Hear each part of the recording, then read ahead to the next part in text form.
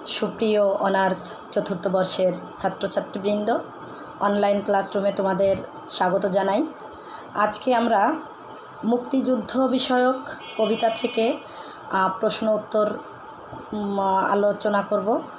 মুক্তিযুদ্ধ ভিত্তিক কবিতায় স্বভূমি চেতনা ও স্বাধীনতার স্বপ্নভঙ্গের কথকতা কিভাবে প্রতিফলিত হয়েছে তা আলোচনা করো। এই বিষয় নিয়ে আজকে আমরা আলোচনা করব। তো প্রিয় শিক্ষার্থীরা, তোমাদের আরও একবার শুভেচ্ছা জানিয়ে শুরু করছি আজকের পাঠ। মুক্তিযুদ্ধ বাংলাদেশের ইতিহাসের সবচেয়ে গুরুত্বপূর্ণ ঘটনা। 1971 সালের 16 ডিসেম্বর দীর্ঘ নয় মাসব্যাপী রক্তক্ষয়ী সংগ্রামের মধ্য দিয়ে বাংলা নামক স্বাধীন রাষ্ট্রটির জন্ম হলেও এর প্রতিক্রিয়া আরও বহু পূর্বেই শুরু হয়েছিল। 52 ভাষা আন্দোলনের পর থেকে একে একে 1966 6 দফা, 1968 আগরতলা ষড়যন্ত্র মামলা, 1969 গণ অভ্যুত্থান, 1970 সাধারণ নির্বাচন প্রভৃতির মধ্য দিয়ে বাঙালিরা স্বাধীনতার আকাঙ্ক্ষা আরও তীব্র হয় এবং চূড়ান্ত প্রতিক্রিয়া 71 মুক্তিযুদ্ধ। বাংলাদেশে মুক্তিযুদ্ধ সংগঠিত হলেও সাধারণ মানুষের মুক্তি, রাজনৈতিক সাংস্কৃতিক স্বাধীনতা এলেও অর্থনৈতিক মুক্তি আসেনি। দেশের অভ্যন্তরে অর্থনৈতিক খুঁটি মজবুত না হয়ে ক্রমেই ঘুণ ধরা অবক্ষয়ী রূপ ধারণ করে। স্বাধীনতা প্রাপ্তির পর খাদ্যাভাব, বিশ্বে তেলের দাম বৃদ্ধি, প্রশাসনিক কাঠামোতে ব্যাপক দুর্নীতি লক্ষ্য করা যায়। অসুস্থ রাজনৈতিক প্রভাব ও পঙ্গু অর্থনৈতিক দুরবস্থা বাংলাদেশের রাষ্ট্রীয় জীবনে, ব্যক্তিজীবনে সুস্পষ্ট হয়ে ওঠে।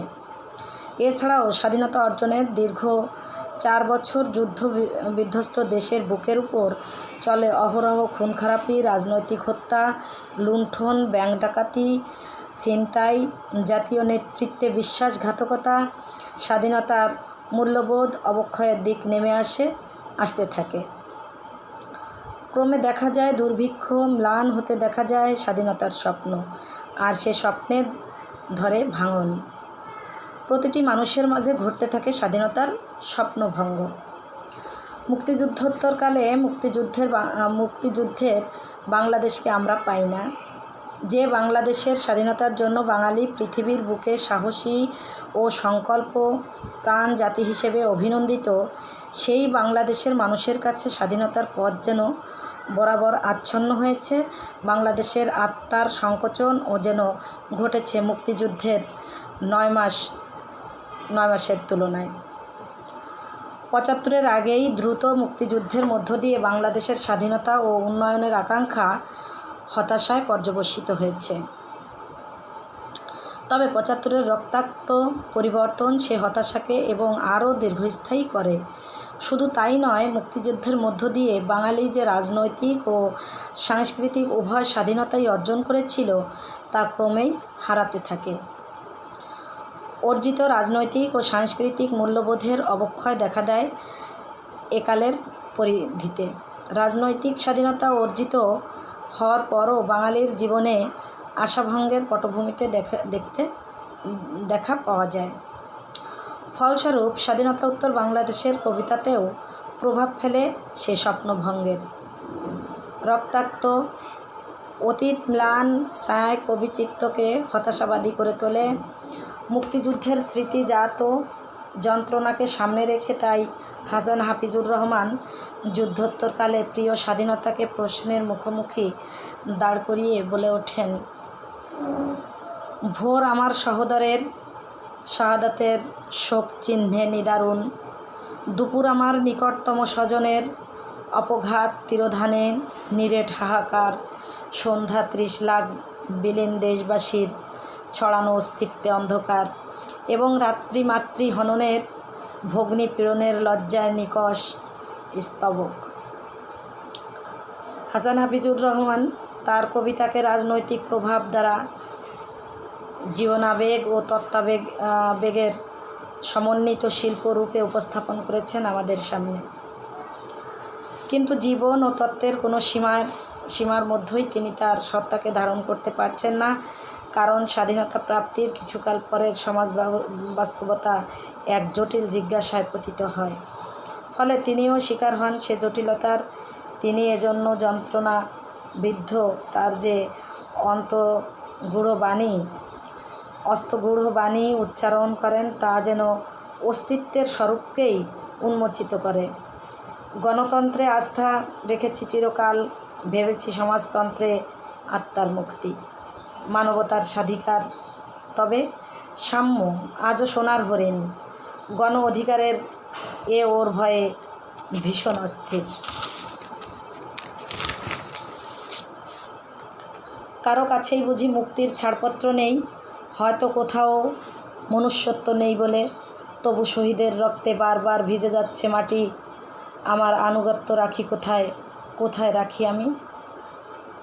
নির্মলেন্দু গুণের আগ্নেয়াস্ত্র কবিতায় স্বাধীনতা চেতনা বুকের ভেতর আগলে রাখা আগ্নেয়াস্ত্রের মতো এবং দ্রুত ছড়িয়ে পড়ার চিত্র অঙ্কিত হয়েছে। এদেশের মানুষ স্বাধীনতা প্রত্যাশী, তারা স্বাধীনতা ব্যতীত অন্য কিছু চায় না।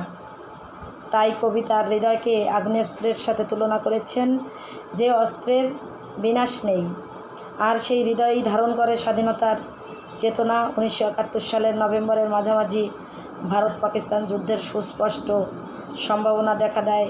সে সময় সামরিক সরকার বিশেষ ভীত সন্ত্রস্ত হয়ে পড়ে এবং নির্দেশ জারি করে, যেসব বাঙালির কাছে লাইসেন্সধারী অস্ত্র আছে তা যেন 17 নভেম্বর নিকটবর্তী থানায় জমা দেওয়া হয়। সামরিক নির্দেশে সাধারণ জনগণ, ভীতু মানুষেরা শটগান, রাইফেল গান, পিস্তল, কার্তুজ যার যা আছে তা নিয়ে থানায় জমা দিয়ে পীরের মাজারের মানত শোধ করার মতো করে। সামরিক নির্দেশ অনুসারে সবাই অস্ত্র জমা দেয়, কিন্তু কবি অস্ত্র জমা না দিয়েই ঘরে ফিরে আসে। তার ফলে সামরিক নির্দেশ অমান্য করে কবি হয়ে গেলেন কোমল বিদ্রোহী। মূলত তার কবিসত্তা নিত্যদিনের সংগ্রামের সাথে যুক্ত হয়ে প্রতিবাদী চেতনাকেই অস্ত্রের সমতুল্য করে তুললেন কবির ভাষায়। আমি শুধু সামরিক আদেশ অমান্য করে হয়ে গেছি কোমল বিদ্রোহী, প্রকাশ্যে ফিরছি ঘরে, অথচ আমার সঙ্গে হৃদয়ের মতো মারাত্মক একটি আগ্নেয়াস্ত্র আমি জমা দেইনি। স্বাধীনতা উত্তর অর্থাৎ 1972 থেকে 75 পর্যন্ত বাংলাদেশের কবিতায় যে স্বাদেশিকতার স্বরূপ বা চিত্ররূপ বিম্বিত হতে দেখা যায়, তা হলো স্বপ্ন যেন দুঃস্বপ্নের আকারে রাতের দীর্ঘ রাস্তার মতোই প্রশস্ত। নিরাশা করজ্জ্বল চেতনাও এ সময় সকল কবির কবিতার প্রভাব ফেলছে। স্বাদেশিকতার অনুরাগে রাজনৈতিক সচেতন সকল কবি ব্যর্থ স্বাধীনতার চেহারা দেখতে পেয়ে আক্ষেপে ফেটে পড়ছেন। শামসুর রহমানের কোন দিকে কবিতাটিতে স্বাধীন দেশে স্বাধীনতার খেদোক্তি ধ্বনিত হয়েছে। স্বাধীনতাকে কারো যেন কোনো স্বপ্নভূমি থেকে উপড়ে করতে চায় উদ্বাস্তু। কবিতাটি এরকম: কোন দিকে নিয়ে যেতে চাও আমাকে, কোন দিকে গাইড? পদদয় প্রথিত স্বপ্নভূমিতে আমাকে যেন উপড়ে নিতে চাও। কেন তোমরা মায়াবৃক্ষের ছায়া থেকে সরিয়ে নিতে চাও স্বপ্নভূমি থেকে? আধুনিক মানুষ মাত্রই অন্ন, বস্ত্র, আশ্রয়, চিকিৎসা প্রভৃতি মৌলিক চাহিদা পূরণে সংগ্রামশীল ভূমিকা পালনে ব্রতী। পরাধীন রাষ্ট্রে এগুলোর সমাধানের আশা দুরাশায় পরিণত হয়। স্বাধীনচেতা মানুষ সে দুরাশাকেই দীর্ঘ সময়ের মধ্য দিয়ে হলেও আশার স্বপ্নে দাঁড় করাতে সক্ষম। মুক্তিযুদ্ধ সে স্বপ্নের প্রতীক। মুক্তিযুদ্ধ আমাদের দিয়েছে স্বাধীনতা, নিজস্ব যাপিত জীবনের উপার্জন, কিন্তু স্বাধীনতা লাভের পর আমরা সে প্রাপ্য ছুঁতে পারিনি। নির্মলেন্দু গুণ তার আমার কিছু স্বপ্ন ছিল কবিতায় প্রমূর্ত করেছেন এই স্বপ্নভঙ্গের কথাচিত্র।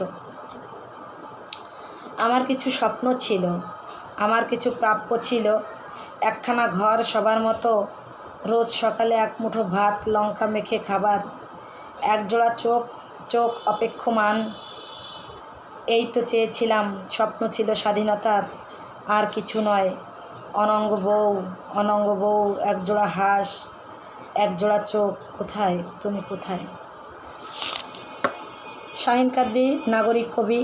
স্বাধীনতা প্রাপ্তির পর বাংলাদেশের নাগরিক জীবনের যাপিত জীবন কিছুটা কৃত্রিমতা মুক্ত হবে, ক্লেদান্ততা কিছুটা দূর হবে, নাগরিক কোলাহল থেকে জীবনে আসবে সুস্থিরতা। এটা সকল নাগরিকেরই প্রত্যাশা ছিল, কিন্তু শহীদ কাদরীর কবিতায় সে স্বপ্নভঙ্গের চিত্র প্রস্ফুটিত হয়েছে। নাগরিক কবিদের যে ঢাকার শহর স্বাধীনতার পর তার কাছে মনে হয়েছে, আর আমাকে ফিরিয়ে দিলে সকল রেস্তোরাঁ। স্বাধীনতা তোমার জরায়ু থেকে জন্ম নিল নিঃসঙ্গ পার্কের বেঞ্চি, আর যখন তখন এক চক্কর ঘুরে আসা ব্যক্তিগত ব্যথিত শহর।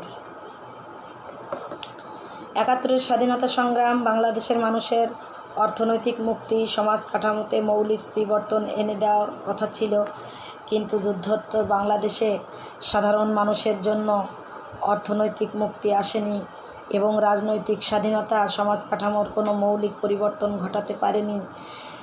এদেশের এক শ্রেণীর সুবিধাবাদী মানুষের এবং সাম্রাজ্যবাদী মার্কিন যুক্তরাষ্ট্রের কুপ্রবৃত্তির কারণে স্বাধীনতার অব্যাহতিকাল পরেই দেশে খাদ্যাভাব দেখা দেয়, ক্রমে তা প্রকট আকার ধারণ করে এবং কৃত্রিম দুর্ভিক্ষের রূপ নেয়। রফিক আজাদ এই সময় দেশের মানুষের প্রতি মমত্ববোধ উচ্চারণ করেছেন এইভাবে: আমার সামান্য দাবি, পুড়ে যাচ্ছে পেটের প্রান্তর, ভাত চাই। এই চাওয়া সরাসরি ঠান্ডা বা গরম কোনো ক্ষতি নেই, মাটির শানকি ভর্তি ভাত চাই। দুবেলা দুমুঠো হলে ছেড়ে দেব অন্য সব দাবি। স্বাধীনতাকে নিয়ে কবিরা আক্ষেপ প্রকাশ করেছেন, পাশাপাশি মুক্তিযুদ্ধের মূল্যবান প্রতিষ্ঠার জন্য স্বাধীনতাকে বিদ্রোহী হয়ে ওঠার আহ্বান জানিয়েছেন।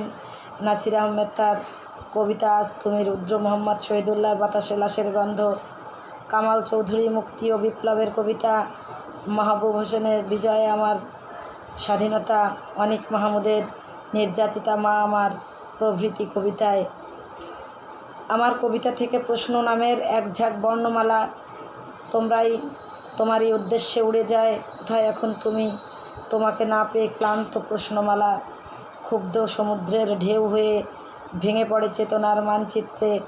কোথায় এখন কোন স্বৈরাচারী সম্রাটের প্রণয়িনী তুমি?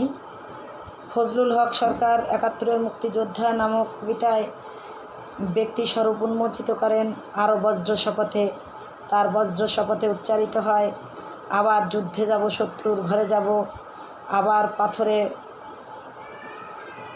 পাথরে যাব, বনে যাব, গ্রামে যাব, গঞ্জে যাব, নগরে বন্দরে যাব, আবার যুদ্ধে যাব, আবার সশস্ত্র হব, সমস্ত মানচিত্র জুড়ে বুহ হব, সূর্য হব, বজ্র হব, বারুদের স্তূপ হব। সুতরাং সার্বিক বিচারে বলা যায়, বাংলা মুক্তিযুদ্ধ বিষয়ক কবিতার স্বভূমি চেতনা ও স্বাধীনতার স্বপ্নভঙ্গের কথকতা নানাভাবে উঠে এসেছে।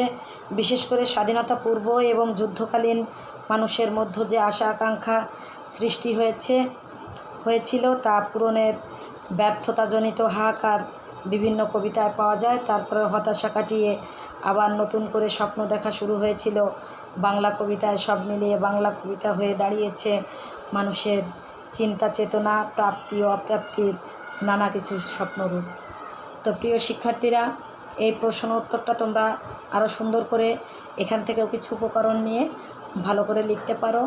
অবশ্যই উদ্ধৃতি দেবে কম করে 6 থেকে 8টা।